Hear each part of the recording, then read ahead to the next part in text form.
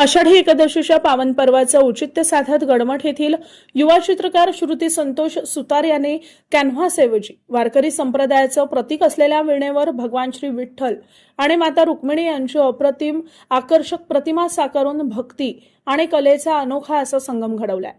ही कलाकृती ॲक्रेलिक रंगाच्या माध्यमातून साकारण्यात आली असून विठ्ठलाची प्रतिमा 6.5 इंच तर रुक्मिणीची प्रतिमा 5.5 इंच उंचीची आहे। याबाबत बोलताना श्रुती सुतार म्हणाल्यात, आषाढी एकादशी हा वारकरी संप्रदायाचा सर्वात मोठा उत्सव आहे।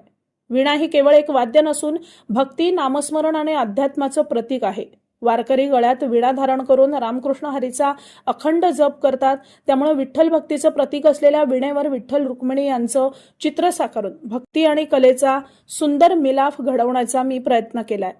आषाढी एकादशीच्या निमित्तानं त्यांनी या कलाकृतीद्वारे सर्व वारकरी आणि भाविकांना शुभेच्छा देखील दिल्यात। श्रुती सुतार यांनी यापूर्वी विविध अनोख्या माध्यमांवर सूक्ष्म चित्रकला साकारली। रुईच्या पानावर हनुमान, गंधगुळीवर विठ्ठल, तुळशीच्या पानावर श्रीकृष्ण, मोरपिसावर श्रीकृष्ण, सूक्ष्म टिकलीवर नवदुर्गा तसंच ज्येष्ठ गायिका आशा भोसले यांचं चित्र अशा अनेक वैशिष्ट्यपूर्ण कलाकृती त्यांनी साकारल्या। त्यांच्या कलाकृतीमधून सामाजिक आणि सांस्कृतिक विषयांना देखील स्पर्श केला जातो।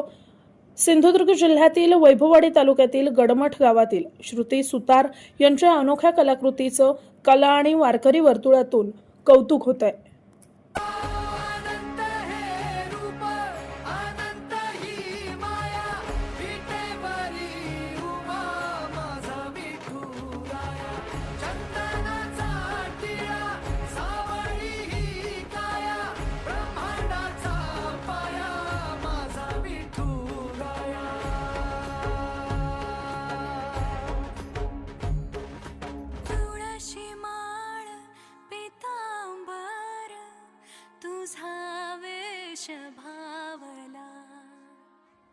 नमस्कार, मी चित्रकार श्रुती संतोष सुतार।